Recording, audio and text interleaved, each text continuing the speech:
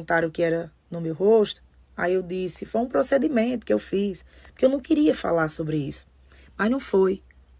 Foi a forma que o meu organismo reagiu a tudo isso que tem acontecido nos últimos dias. A gente é forte, dura na queda, só que a gente não controla o que acontece por dentro, né, no nosso organismo. Se a gente pudesse controlar, a gente evitava várias coisas, várias doenças.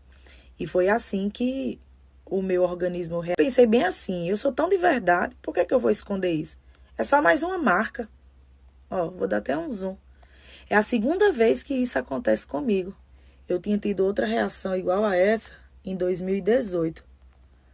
Atacavam, diziam isso e aquilo comigo. Ah, era pra tu ter gritado, era pra tu ter feito aquilo. É porque eu não sou assim. Eu prefiro muitas vezes recuar, parar, porque tem muita coisa que é lição, que é aprendizado. Todo mundo agiu em meio a tudo isso que tem acontecido aí nos últimos dias. Eu esperei o momento certo para falar.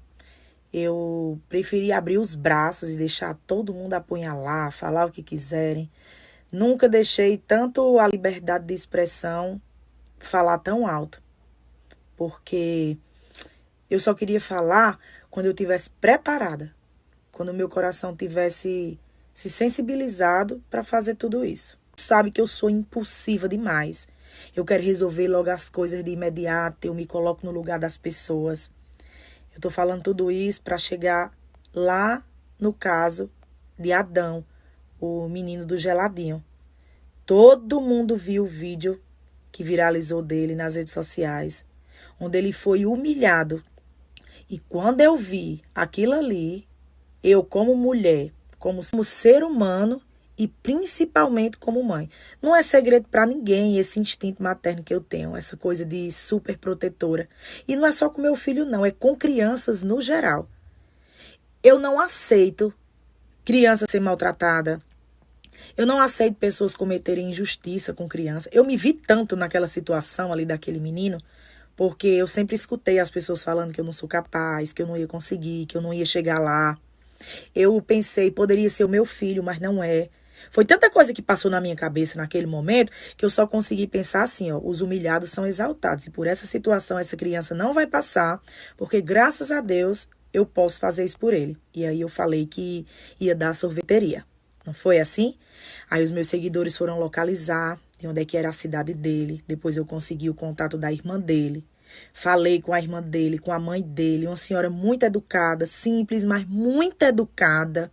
Ficou com vários contatos, enfim. Eu deixei com ele o número da mãe de Adão, aliás, da irmã de Adão. Era o número que eu me comunicava com eles. Tenho até uma conversa aqui no WhatsApp, onde eu pedi endereço, tudo. Lá no reality eu pensava tanto nisso, mas eu tinha certeza que quando eu saísse as coisas já iam estar encaminhadas. Eu deixei o contato da sorveteria para eles tirarem alguma dúvida, porque não era só comprar a máquina, tem que dar um treinamento, ele não ia saber mexer. Se eu já tinha uma agenda lotada antes de ir para o confinamento, imagina depois. Era uma loucura, tinha dia que eu não acreditava que tudo aquilo estava acontecendo comigo.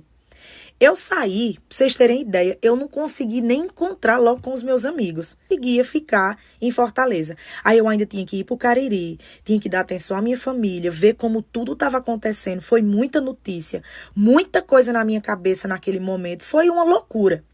Aí eu entrei em contato mais uma vez com a mãe. Eu encontrei com o Carlinhos em São Paulo, porque um dia eu estava fazendo a gravação para um programa. No intervalo eu fui lá onde ele estava, numa correria maior do mundo. Netito, que administrou o meu perfil, que é um amigo muito próximo, foi para São Paulo para conseguir me ver, porque eu não consegui. Eu fiquei organizando tudo, quais vídeos deveriam ir ao ar antes de eu entrar no programa, porque as pessoas não podiam desconfiar que eu estava confinada. Deixei tudo organizado na minha vida jurídica, na minha vida contábil, o administrador do meu perfil, Netito. Aí a minha equipe, Thaís, você precisa de tempo, de planejamento para fazer tudo isso. Você não vai fazer nas coxas.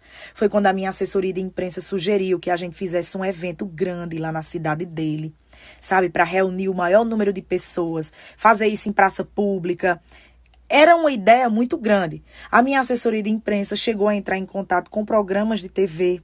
Inclusive, é tanta coisa que a gente tinha planejado em fazer para esse momento, que não ia ficar... Estou fazendo questão de contar toda a história para vocês entenderem a sequência, porque eu sei que em meio a esses ataques tem muita gente aí que quer saber como foi que realmente tudo aconteceu. E foi assim, sem tirar nem pôr.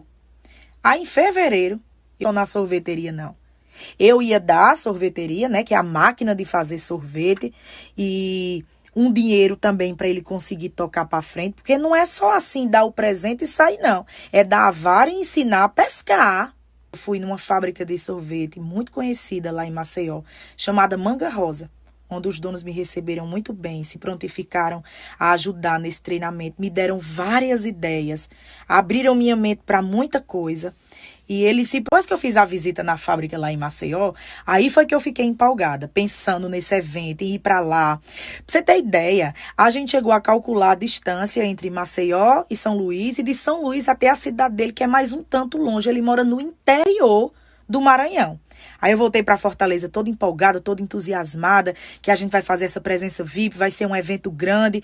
E, de certa forma, impulsionar também o negócio dele, porque todo mundo na cidade dele ia saber que agora ele era dono de uma sorveteria. Ele tinha a própria máquina dele de sorvete para produzir quantos sorvetes ele quisesse, para vender quantos sorvetes ele quisesse. O que a gente não sabia é que em março a gente ia ser impedida até de sair de casa, porque naquele momento eu não ia conseguir fazer nada. Aí eu acabei nem entrando mais em contato dizendo que a gente não iria, porque eu não tinha como definir uma data. Depois que tudo isso aconteceu, a gente não sabe nem que dia ia sair de casa.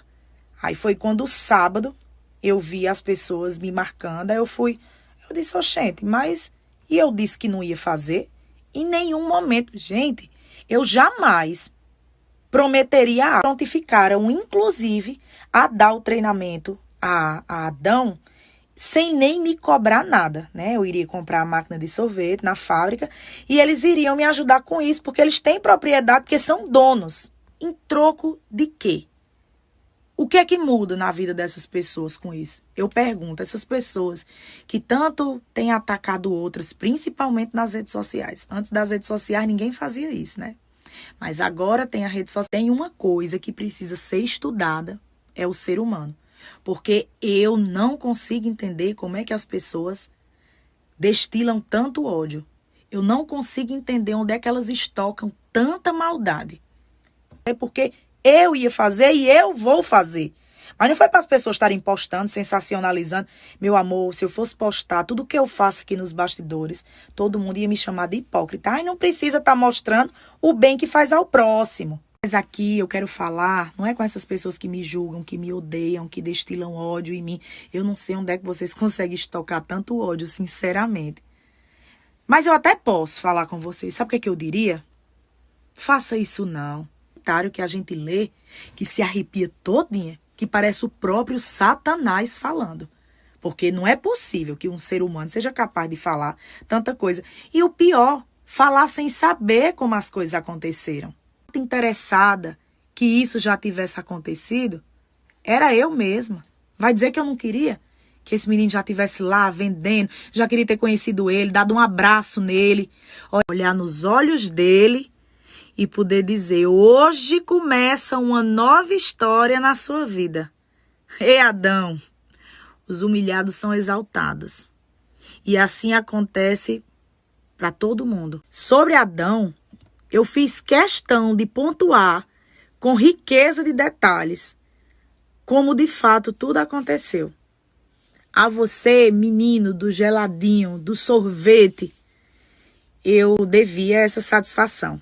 Para acalmar o seu coração e para lhe dizer que você não absorva essas coisas ruins que falam por aí no mundo, que você não se aproxime dessas pessoas más, que Deus possa lhe blindar, lhe proteger e que Ele não deixe ninguém que não seja do rebanho dele se aproximar de sua vida, cruzar os seus caminhos, porque você é um menino abençoado, você é um menino escolhido, viu?